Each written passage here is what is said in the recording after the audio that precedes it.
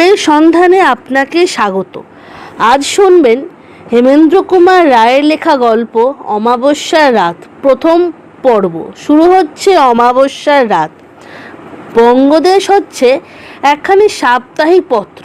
তাতে এই খবরটি বেরিয়েছে, সুন্দরবনের নিকট মানসপুরকে একখানি বড়সড় গ্রাম বা ছোটোখাটো শহর বলা চলে, কারণ সেখানে প্রায় ৩,০০০ লোকের বসবাস। সম্প্রতি মানসপুরের বাসিন্দারা অত্যন্ত সন্তুষ্ট হয়ে উঠেছে। প্রতি অমাবস্যার রাতে সেখানে এক অলৌকিক বিভীষিকার আবির্ভাব হচ্ছে। আসল ব্যাপারটা যে কি, কেউ সেটা আন্দাজ করতে পারিতেছে না। পুলিশ প্রাণপণে তদন্ত করেও বিশেষ কিছুই স্থির করতে পারছে না। গ্রামের চারিদিকে কড়া পাহারা বসেছে। বন্দুকধারী সিপাহীরা সর্বদাই প্রস্তুত হয়ে থাকে। তথাপি প্রতি অমাবস্যার রাতে মানসপুর হতে একজন মানুষ অন্তরিত হয়। আজ ১ বৎসর হয়ে গেল এই অদ্ভুত কাণ্ড হচ্ছে। গত ১২টি অমাবস্যার রাতে ১২ জন লোক অদৃশ্য হয়েছে। প্রতি ঘটনার রাতেই একটা আশ্চর্য ব্যাপার লক্ষ্য করা গেছে। মানসপুর সুন্দরবনের কাছাকাছি হলেও তাহার ভিতরে এতদিন বাঘের উৎপাত বড় একটা ছিল না। কিন্তু দুর্ঘটনার আগেই এখন ঘটনাস্থলের আশেপাশে ঘন ঘন বাঘের আওয়াজ শোনা যায়। ঠিক অমাবস্যার রাতে ছাড়া আর কোনো দিনই এই অদ্ভুত বাঘের সাড়া পাওয়া যায় না। এ বাঘ যে কোথা থেকে আসে এবং কোথায় অদৃশ্য হয় তা কেউই জানে না। আজ পর্যন্ত কেউ তাকে চোখে কখনো দেখেনি। আর একটি আশ্চর্য ব্যাপার এই যে, যারা অদৃশ্য হয়েছে তাদের মধ্যে একজনও পুরুষ নেই। প্রত্যেকেই স্ত্রী লোক এবং সবারই গায়ে ছিল অনেক টাকার গয়না। পুলিশ প্রথমে স্থির করেছিল যে এ সমস্ত অনিষ্টরই মূল হচ্ছে কোনো নরখাদক বাঘ, কিন্তু নানা কারণে পুলিশের মনে এখন অন্যরকম সন্দেহের উদয় হয়েছে। সুন্দরবনের ভিতরে আছে ভুলু ডাকাতের আস্তানা এবং তার দল সেই অঞ্চলে প্রায়ই অত্যাচার করে থাকে। অনেক চেষ্টা ও পুরস্কার ঘোষণা করেও পুলিশ আজ পর্যন্ত ভুলু ডাকাতকে গ্রেপ্তার করতে পারেনি। পুলিশের বিশ্বাস মানসপুরের সমস্ত দুর্ঘটনার জন্য ওই ভুলু ডাকাতই দায়ী। কে যে দায়ী এবং কে যে দায়ী নয় এ কথা আমরা জানি না, কিন্তু এটা বেশ বুঝতে পারছি যে মানসপুরের দুর্ঘটনার জন্য আশ্চর্য কোনো রহস্য আছে। আমরা বিংশ শতাব্দীর মানুষ না হইলে এসব ব্যাপারকে হয়তো ভুতুড়ে কাণ্ড বলে মনে করতাম। ডাকাত করে ডাকাতি, ঠিক অমাবস্যার রাতেই চোরের মতো এসে তারা কেবল একজন স্ত্রীলোককে চুরি করে নিয়ে যাবে কেন? আর এই বাঘের রহস্যটাই বা কি? এ কোন দেশি বাঘ? এ কি পাঁজি পড়তে জানে? পাঁজি পুঁথি পড়ে ঠিক অমাবস্যার রাতে মানসপুরের আসরে গান গাইতে আসে? কে এ প্রশ্নের উত্তর দিবে? খবরের কাগজখানা হাত থেকে নামিয়ে রেখে কুমার নিজেই মনেই বললে, এ প্রশ্নের উত্তর দেবার চেষ্টা করব আমি। বঙ্গদেশের রিপোর্টার ঠিক আন্দাজ করেছেন, এর মধ্যে নিশ্চয়ই কোনো রহস্য আছে। হ্যাঁ, আশ্চর্য কোনো রহস্য। ওপরে 12টা মে অদৃশ্য, অমাবস্যার রাত, অদ্ভুত বাঘের আবির্ভাব আর অন্তর্ধান, তার উপরে আবার ভুলু ডাকাতের দল। কারুর সঙ্গে কারুর কোনো সম্পর্ক বুঝতে পারছি না, সমস্তই যেন অস্বাভাবিক কাণ্ড। এ সময় বিমল যদি কাছে থাকতো, কিন্তু আজ 7-8 দিন ধরে রামহরিকে নিয়ে সে যে কোথায় গেছে শিবের বাবাও বোধ হয় তা জানেন না। একখানা পঞ্জিকা নিয়ে তার ভিতরে চোখ বুলিয়ে কুমার আবার ভাবতে লাগলো, পরশু আবার অমাবস্যার রাত আসবে। মানসপুর থেকে হয়তো আবার এক অভাগী নারী অদৃশ্য হবে। আমার যে এক্ষুনি সেখানে চলে যেতে ইচ্ছে করছে। এমন একটা অ্যাডভেঞ্চার এর সুযোগ তো ছেড়ে দিলে চলবে না। বিমলের কপাল খারাপ, তাই নিজের দোষেই এবারে সে ফাঁকে পড়েছে। আমি কি করব? বাঘা বাঘা বাঘা তখন ঘরের এক কোণে বসে এক পাল মাছির সঙ্গে ভীষণ যুদ্ধ করছিল। মাছিদের ইচ্ছা বাঘার গায়ের ওপরে তারা মনের আনন্দে খেলা করে বেড়ায়, কিন্তু তার দেহটা যে মাছিদের বেড়াবার জায়গা হবে সেটা ভাবতেও বাঘা রেগে উঠছে। বড় বড় হাঁ করে দাঁত মুখ খিঁচিয়ে সে একবারে একাধিক মাছিকে গ্রাস করে ফেলছিল। কিন্তু মাছিরাও বিষম নাছোড়বান্দা, প্রাণের ভয় ছেড়ে ভন ভন করতে করতে বাঘার মাথা থেকে লেজের ডগা পর্যন্ত বারবার তারা ছেয়ে ফেলছিল। যে বাঘা আর জলের স্থলে শূন্য মার্গে কত মানব দানব ও অদ্ভুত জীবের সঙ্গে যুদ্ধে বিজয়ী হয়েছে, বিমল ও কুমারের সঙ্গে যার নাম এই বাংলাদেশে বিখ্যাত, তুচ্ছ একদল মাছির আক্রমণ আজ তাকে যেরকম কাবু করে ফেলেছে তা দেখলে শত্রুরও মায়া হবে বুঝি।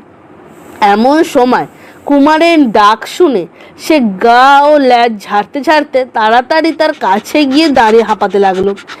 কুমার বললে, বাছা বাঘা, বিমলও নেই, রামহরিও নেই, খালি তুমি আর আমি। অমাবস্যার রাত, বাঘের গর্জন, ডাকাতের দল, মানুষের পর মানুষ অদৃশ্য হচ্ছে, শুনে কি তোমার ভয় হচ্ছে? বাঘা কান খাড়া করে মনিবের সব কথা মন দিয়ে শুনলে। কি বুঝলে জানি না, কিন্তু বললে, বাঘা, এ বড় জেসে বাঘ নয়, বুঝেছ?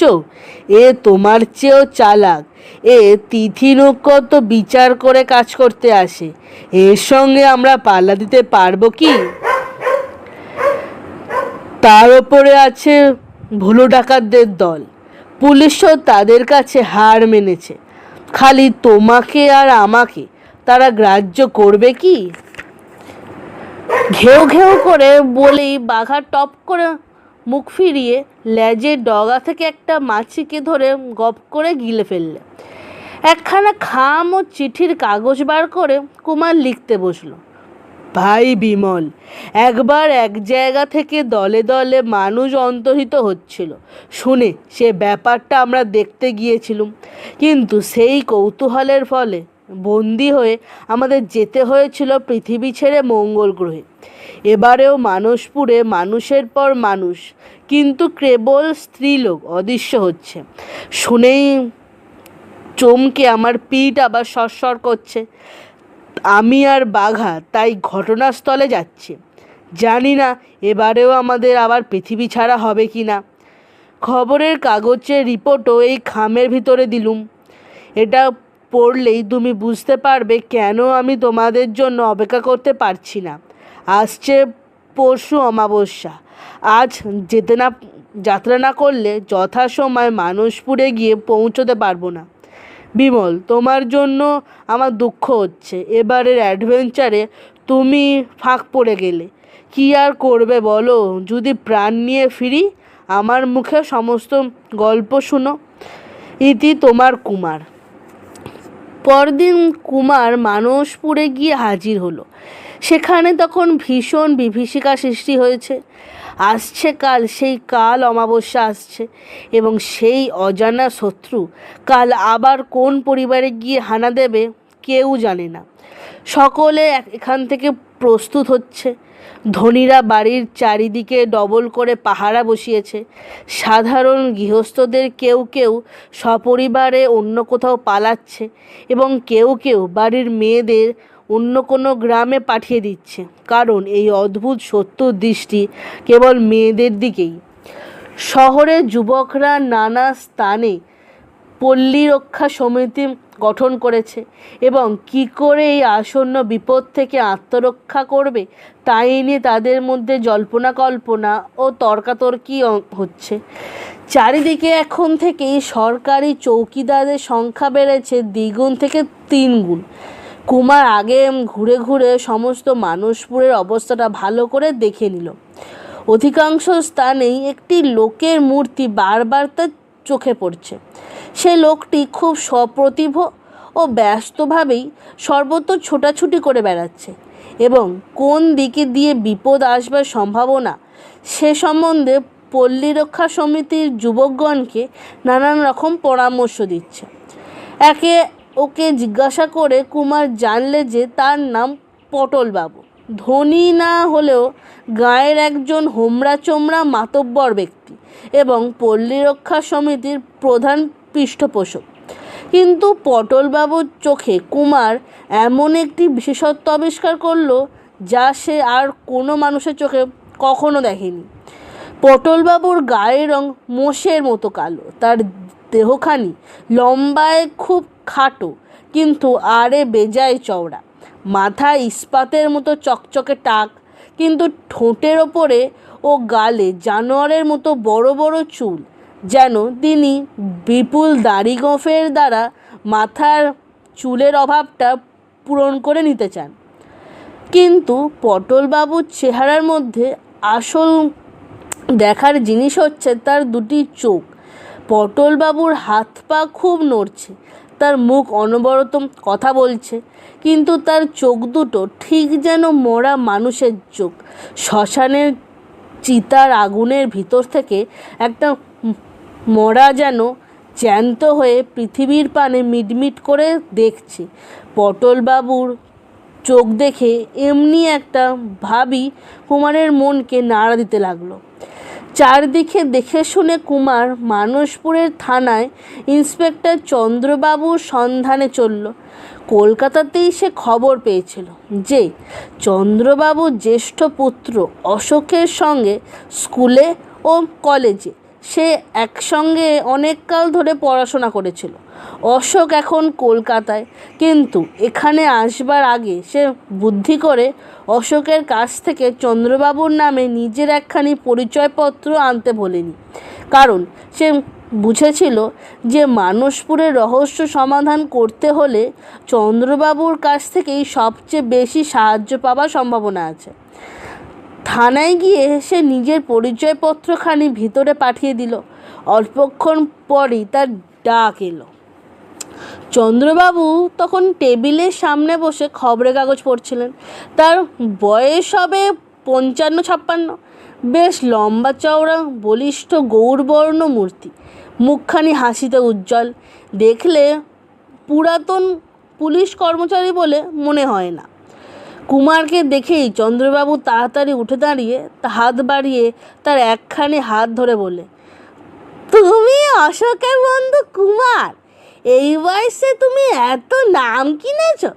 তোমার আর তোমার বন্ধু বিমলের অদ্ভুত সাহস আর বীরত্বের কথা শুনে আমি তোমাদের গোঁড়া ভক্ত হয়ে পড়েছি যে। এসো এসো, ভালো করে বসো, ওরে চা নিয়ে আয় রে। কুমার আসন গ্রহণ করলে। পরে চন্দ্রবাবু বললেন, তারপর ভালো, এখানে কি মনে করে? নতুন অ্যাডভেঞ্চারের গন্ধ পেয়েছ বুঝি? কুমার হাসতে হাসতে বললে, আগে হ্যাঁ। চন্দ্রবাবু গম্ভীর হয়ে বললেন, ব্যাপারটা বড়ই রহস্যময়, বড়ই আশ্চর্য, বুঝলে। জীবনে এমন সমস্যায় কখনো পড়িনি। কে বা কারা এরকমভাবে মেয়ে চুরি করে নিয়ে যাচ্ছে বুঝতেই পারছি না। বাঘ না ভুরু ডাকাতের দল, সবাই সাবধান হয়ে আছে, বুঝলে। চারিদিকে করা পাহারা, তার ভিতর থেকেই 12টি মেয়ে চুরি গেল, অথচ চোর ধরা পড়ে দূরের কথা, তার টিকিটি পর্যন্ত কারো চোখে পড়লো না। এও কি সম্ভব বলো? ব্যাপারটা যেরকম দাঁড়িয়েছে, আমার চাকরি বুঝি আর থাকলো না। আসছে কাল অমাবস্যা, আমিও সেজন্য যথেষ্ট সম্ভব প্রস্তুত হয়ে আছি। কাল একবার শেষ চেষ্টা করে দেখব, কিন্তু কালও যদি চোর ধরতে না পারি তাহলে আমার কপালে কি আছে জানি না। ওপরওয়ালা নিশ্চয়ই ভাববেন আমি একটি প্রকাণ্ড অপদার্থ। কুমার শুধল, অমাবস্যার রাতে ঠিক কোন সময় মেয়ে চুরি যায় তার কি কোনো হিসেব আছে? চন্দ্রবাবু বললেন, এ ব্যাপারে সবটাই আজগুবি। বিংশ শতাব্দীর এই সভ্য বাঘটি শুধু পাঁজি পুঁতি পড়তেই শেখেনি গো, কাঁটায় কাঁটায় ঘড়ি ধরে কাজ করতেও শিখেছে। প্রতিবারেই ঠিক রাত দুপুরের সময় তার প্রথম চিৎকার শোনা যায়। কিন্তু এ বাঘটা কি সত্যি আসল বাঘ, না সবাইকে ভয় দেখিয়ে কাজ হাসিল করবার জন্য কোনো হরবোলা মানুষ অবিকল বাঘের ডাক নকল করে? সে সন্দেহ করবারও কোনো উপায় নেই। প্রতিবারই বাঘের অগুন্তি পায়ের দাগ আমি নিজে পরীক্ষা করে দেখেছি। কুমারের চা এলো। চা পান করতে করতে নীরবে সে ভাবতে লাগলো। চন্দ্রবাবু বললেন, রহস্যের ওপর রহস্য। আজ দিন কয় হলো মানসপুরে কে একজন অচেনা লোক এসে বাসা বেঁধেছে। তাকেই সর্বত্রই দেখা যায়, কিন্তু সে যে কে তা কেউ জানে না। লোকটার সমস্ত ব্যবহারই সন্দেহজনক। এখানকার মুরব্বী পটলবাবু বলেন, নিশ্চয়ই সে ভুলু ডাকাতের চর। আপাতত ইচ্ছে থাকলেও আমরা তার সম্বন্ধে ভালো করে খোঁজ খবর নিতে পারছি না, কারণ এই মেয়ে চুরির হাঙ্গামার মধ্যে আমার অন্য কোনো দিকে ফিরে তাকাবার অবসর নেই। তবে তার ওপরেও কড়া পাহারা রাখতে আমি ভুলিনি। কুমার বললেন, লোকটার নাম কি? মোহনলাল বসু। শুনলাম সে কোথাকার জমিদার, এখানে এসেছে বেড়াতে। যদিও এখানে সমুদ্রের হাওয়া বয়, কারণ খানিক তফাতেই সমুদ্র আছে, কিন্তু এটা কি বেড়াতে আসবার জায়গা, বিশেষ এই বিভীষিকার সময়? তারপর শুনলুম সে কাল গাঁয়ের অনেকের কাছে গল্প করে বেরিয়েছে তার বাড়িতে নাকি নগদ অনেক হাজার টাকা আছে। এমন বোকা লোকের কথা কখনো শুনেছ তুমি? আশেপাশে প্রায় ভুলু ডাকাত হানা দিয়ে বেড়াচ্ছে, সেটা জেনেও এই কথা প্রকাশ করতে তার ভয় হলো না গো? ভুলু ডাকাতের কানে এতক্ষণ মোহনলালের টাকার কথা গিয়ে পৌঁছেছে, আর পটলবাবুর সন্দেহ যদি ভুল হয়, অর্থাৎ মোহনলাল যদি ভুলু ডাকাতের চর না হয়ে থাকে, তাহলে আসছে কাল অমাবস্যার গোলমালে ভুলু যে তার বাড়িতে হানা দেবে, এটা আমি ঠিক করে রেখেছি। আজকের গল্প এই পর্যন্তই। আজকের গল্পটি আপনাদের কেমন লাগলো কমেন্ট করতে ভুলবেন না। গল্পটি ভালো লাগলে লাইক, শেয়ার অ্যান্ড সাবস্ক্রাইব করবেন। দেখা হচ্ছে পরের পর্বে। সকলে ভালো থাকবেন, সুস্থ থাকবেন। নমস্কার।